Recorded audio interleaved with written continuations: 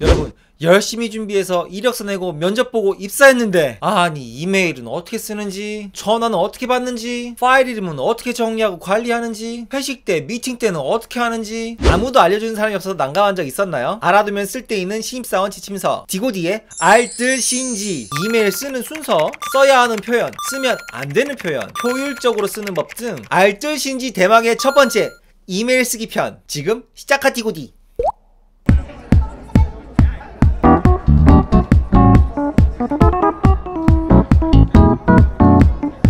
디고디, 현직 디자인과 교수, 디자인 스튜디오 대표, 그리고 디자이너의 고민을 들어주는 디자이너 디고디 원찬. 저는 메일 주고받을 때마다 답답한 적이 한두 번이 아닌데요. 안녕하세요, 파일 보내드립니다, 감사합니다, 이런 메일 받아봤습니다.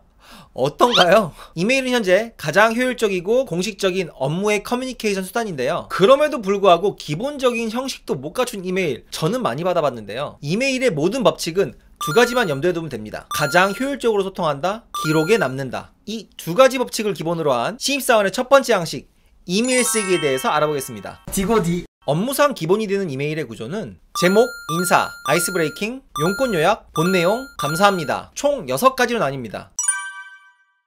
첫 번째, 제목. 보통 이메일은 처음에는 제대로 된 제목을 쓰지만 이메일이 계속 왔다 갔다 하면 전체 답장을 누르게 되거든요. 그 메일에 CC가 되어 있는 사람들이 많아서 한 명 한 명 주소를 타이핑 치기 어려워서 그런데요. 나중에는 RE 이런 식으로 메일 제목이 길어질 때가 있습니다. 이메일이 쌓이게 되면 저런 제목의 이메일은 내가 이미 본 것 같은 착각을 할 수가 있거든요. 그래서 제목은 무조건 본 내용에 맞게 써야 됩니다. 보통 회사명, 프로젝트명, 버전 몇, 이런 식이 가장 좋습니다. 제목만 봐도 무슨 내용인지 알 수 있게요. 2. 인사. 안녕하세요 누구누구 직책님, 내 소속 누구누구입니다. 이메일은 관련 담당자가 하도 많이 CC가 돼 있어서 메일 서두에 어떤 담당자가 받는지 이름을 구체적으로 밝히지 않으면 다른 사람이 읽고 회신했겠지, 이러다가 정말 큰일 납니다. 꼭 이름과 직책을 써주세요. 안녕하세요 디고디 과장님, 안녕하세요 디청자 부장님, 그리고 내 소속. 아니 내 이름이 막 이원삼이래, 그러면 기억하기 쉽지만 만약 내 이름이 김미영이야, 아니 어디 김미영인데? 동명이인이 있을 수가 있다고요. 그러니 내 이름 앞에 소속, 회사 이름을 꼭 넣으세요. 주의할 점, 상대방 이름 뒤에 누구누구 대리님, 누구누구 부장님처럼 직책을 붙였다고 해서 내 이름 뒤에도 누구누구 직책을 붙이면 굉장히 어색합니다. 뭔가 과시하는 것 같고 TMI 이런 느낌인가? 예를 들어 안녕하세요 김미영 과장님, 미니멀리스트 이원찬입니다. 이거는 괜찮은데 안녕하세요 김미영 과장님, 미니멀리스트 이원찬 대표입니다. 이거는 조금 이상해요. 아시겠죠? 3. 아이스 브레이킹. 아이스 브레이킹은 얼음을 깨단 말로 서로 초면인 사람들의 어색함을 깬다는 미국식 표현인데요. 영어식 표현인데요. 안녕하세요 누구누구 대리님, 이렇게 얘기하고 바로 업무 얘기하는 건 조금 딱딱할 수 있거든요. 그래서 인사와 본 내용 중간에 아이스 브레이킹이 될 만한 문구를 넣어주면 좋습니다. 어떤 문구를 넣냐고요? 동서양을 막론하고 가장 만만한 것이 뭡니까? 부모님 잘 계시죠? 식사하셨어요? 이런 거 말고, 부모님 안부 묻지 말고 바로 날씨, 빨간 날 이야기입니다. 간절기 쌀쌀해지는 날씨 잘 지내셨나요? 크리스마스는 잘 보내셨나요? 이런 거 특히 처음 보내거나 오랜만에 보내는 이메일에게 추천합니다. 당연히 프로젝트 진행 중에 하루에도 몇 번씩 이메일을 주고받는 경우는 생략이죠. 안녕하세요 대리님, 오전 9시에 비가 내리는데 잘 지내셨나요? 안녕하세요 대리님, 점심 먹고 미세먼지가 갑자기 나빠지는데 잘 지내셨나요? 안녕하세요 대리님, 안녕하세요 대리님, 안녕하세요 대리님. 이상하잖아. 4. 용건 요약. 한국 사람들 좋아하는 거 뭡니까? 요약. 그쵸? 긴 거 싫어합니다. 그리고 메일도 엄청나게 날라와요. 한국말은 끝까지 들어봐야 한다고 하지만 업무 효율을 위해서 메일 서두에 내가 무엇 때문에 메일을 썼는지 꼭 밝히는 게 좋습니다. 예를 들어 프로젝트 계약 관련해서 논의사항이 있어서 연락드렸습니다, 혹은 요청하신 첫 번째 시안에 대한 피드백입니다, 이렇게 무슨 내용을 이야기할지 요약해주면 아주 효율적인 스타트입니다. 5. 본 내용. 앞에 요약했다고 내용 앞에 요약했다고 메일 내용을 구구절절 적는 거 절대 아닙니다. 미생에서 봤죠? 이메일은 거기까지는 아니지만 그래도 내용이 길어질 경우에 단락을 구분 지어주면 좋습니다. 비교적 짧은 경우에는 블랙 포인트, 내용이 길어질 경우에는 볼드한 제목과 함께 넘버링이 좋습니다. 예를 들어 1. 계약기간 12월 30일부터 1월 30일까지 계약기간이 있는데 어쩌고 저쩌고 저쩌고. 2. 패키지 시한 보내주신 패키지 시한에 대한 내용을 확인해 보았는데요. 어쩌고 저쩌고 저쩌고. 이렇게 많은 화제의 내용을 단락 구분 없이 구구절절 다 쓴다? 읽기가 싫어집니다. 생각만 해도 어지러워요. 이메일은 뭐라 그랬죠? 가장 효율적으로 소통한다. 읽기 불편하면 당연히 효율적인 소통은 불가해지는 거죠.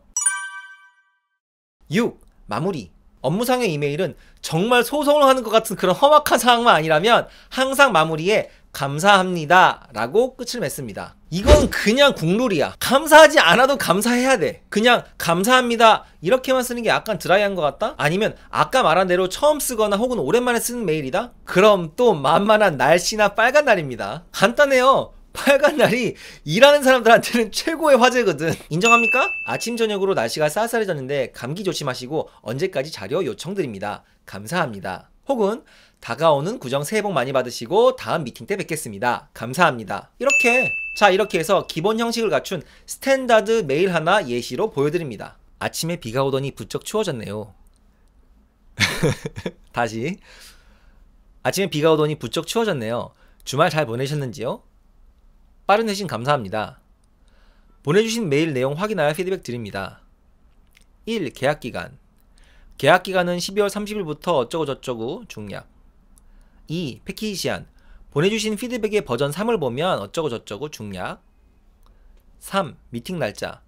금일 협의된 내용을 바탕으로 미팅 날짜는 1월 3일 어쩌고저쩌고 배웠으면 합니다. 부쩍 추워진 겨울 감기 조심하시고 다가오는 구정 새해 복 많이 받으시기 바라며 연휴 끝나고 미팅 때 뵙겠습니다. 감사합니다. 이렇게 물론 여기서 상대방에 따라서 조금 더 캐주얼하게 조금 더 포멀하게도 가능합니다. CC. 아까 이메일의 두 가지 법칙이 뭐라 그랬죠? 가장 효율적인 소통, 그리고 기록에 남는다. 업무를 하다 보면 서로 내용 이해가 다르거나 이로 인해 업무상 손해가 발생하기도 하는데요. 이게 보통 금전적인 손해랑 연결되어 있어서 굉장히 민감한 부분입니다. 잘못 따지는 게 평소에는 중요하지 않을지 몰라도 이 경우에는 굉장히 중요할 수 있는데요. 그래서 중요한 내용은 전화나 구두로 하지 않고 이메일과 같은 서면으로 남기는 것이 필수입니다. 그래서 업무를 하면 항상 그 업무 체인 안에 있는 사람들을 CC하는 것이 중요한데요. 이메일에 참조한다, CC한다, 카본 카피한다 라고 합니다. 따로 업무 크로스 체크를 할 필요 없이 메일 내용을 보면 다 공유가 되니까 효율적이죠. CC가 무슨 캠퍼스 거시기 뭐 아니에요. 그리고 시청자분들은 그런 거 없어서 모르잖아요. 8. 용어. 메일은 특히 조금 더 형식적, 격식을 갖춰서 쓸 때가 많고, 그리고 격식을 차리는 것이 종종 미덕으로 느껴져서 쓰지 말아야 할 용어들을 쓰는 경우도 빈번한데요. 그 예를 한번 알아보겠습니다. 고맙습니다. 감사합니다. 아까 메일 말미에 감사합니다라고 쓰는 것은 국룰이라 그랬는데요. 국립국어원에서도 고맙습니다와 감사합니다는 전혀 의미적인 차이가 없으며 특히 고유어인 고맙습니다의 사용을 더 권장하고 있지만 아무래도 좀 그렇습니다. 제 경우에 비춰볼 때 고맙습니다란 말을 들은 거는 클라이언트인데 나이 차이가 조금 많이 나는 경우를 제외하고는 없었습니다. 뭐뭐 같습니다. 무언가에 확신이 없을 때 뭐뭐입니다 대신에 뭐뭐인 것 같습니다, 뭐뭐라고 생각합니다 라고 이야기하는데요. 이 표현이 책임을 회피하고 올바른 주장을 하지 못한다고 하여서 지양하는데요. 메일에서는 뭐뭐인 것 같습니다, 뭐뭐라고 생각합니다 라고 쓰는 게 훨씬 더 부드럽습니다. 그렇게 안 하면 조금 예의를 덜 차린 것 같은 느낌이 왠지 들어요. 작일, 금일, 명일, 이길, 차주. 작일, 어제, 금일, 오늘, 명일, 내일, 이길, 다음날, 차주, 다음주. 국립국어원에서는 모두 순화해서 사용하는 것을 권장하고 있는데요. 이것도 이상하게 고착화되어서 저 말을 쓰는 것이 조금 더 격식 있어 보입니다. 요즘 들어 말이 많은 표현이죠. 뭐뭐 하다가 아닌 뭐뭐 되다 라는 피동적인 표현인데요. 예를 들자면 업무상 사용했습니다 가 아닌 업무상 사용되었습니다. 이런 경우인데 능동과 수동의 의미 차이가 전혀 없음에도 불구하고 계속 사용되는 것이 말이 나왔었는데요. 국립국어원에서는 우리말에도 피동 표현이 있다고 했습니다. 다만 번역투의 영향으로 과하게 쓰는 것은 피하라고 명시를 하나 피동 정도에 관한 내용은 문법적인 견해에 따라 다르다고 명시하고 있습니다. 기타.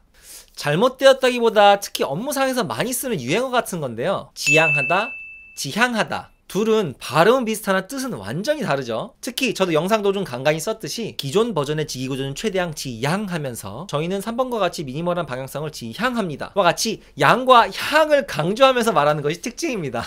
혹시 소구하다란 말 들어보신 적 있나요? 광고나 홍보를 통해 자극시켜 구매 동기를 유발하다 라는 뜻을 가진 말인데요. 말을 들어도 좀 애매하죠. 소구하다는 어필 이란 단어와 완벽하게 대체될 수 있을 것 같습니다. 특히 대기업 패키지 관련 담당자들이 자주 씁니다. 상기 포인트들이 소구 포인트가 될 수 있을 것 같은데요. 어떻게 하면 저희가 가진 장점들을 소구할 수 있을까요? 이상하게 말로 하면 괜찮은데 글로 쓰면 약간 싸우는 것 같은 거 있죠? 예를 들자면 잘 지내셨나요? 점. 그렇다고 물음표를 붙이면 조금 올드하거나 이상하거든요. 잘 지내셨나요? 물음표. 이럴 때 이모지나 이모티콘을 쓰면 좋습니다. 이모티콘이라고 해서 막 네이버 미코콘 막 카카오 이모티콘 이런 거 생각한 D청자분들 빨리 백판 쉬고 오세요. 여기서 이모티콘이란 키보드의 특수 문자를 사용한 이모티콘을 말합니다. 보통 Shift 6 꺽쇠 2개 웃음 표시 찡긋 이 웃음이 가장 보편적인데요. 요즘 젊은이들은 콜론과 괄호를 쳐서 찡긋 찡긋 찡긋 이런 웃음도 많이 씁니다. 메일 내용이 너무 격식을 차려서 약간 드라이한 느낌이 될 때 한두 개씩 사용해주면 좋습니다. 단 절대 남발하지 마세요. 안녕하세요 웃음. 점심 드셨나요? 웃음. 보내주신 자료 잘 봤습니다만 웃음. 메일 내용과 많이 다르네요. 웃음. 그리고 문화권마다 다르지만 과도한 이모티콘 안됩니다. 막 이런거 막 이런거 장난처럼 보일 수 있고 자칫하다간 여러분 덕밍아웃 하는 거예요. 업무 메일은 인터넷 커뮤 게시판 아닌 거 아시죠? 디자이너 고민을 들어주는 디자이너 디고디 원찬. 신입사원 지침서는 도저히 한 편의 분량으로 만들기가 불가능했습니다. 알아두면 쓸데있는 신입사원 지침서 디고디의 알뜰신지, 전화받기, 명함 주고받기, 미팅하기, 신입사원의 애티튜드 등 다음 편을 꼭 기대해주세요. 이번 영상 여기까지입니다. 디고디의 알뜰신지 첫 번째 이메일 쓰기 편이 조금이나마 도움이 되셨다면 그 밖에 알뜰신지에서 꼭 다뤘으면 하는 내용 댓글로 달아주시고요. 아래 인스타그램에도 활발하게 활동 중이니까 많이 찾아주세요. D청자분이라고 DM 주시면 바로 마팔 가는 거 알죠? 디고디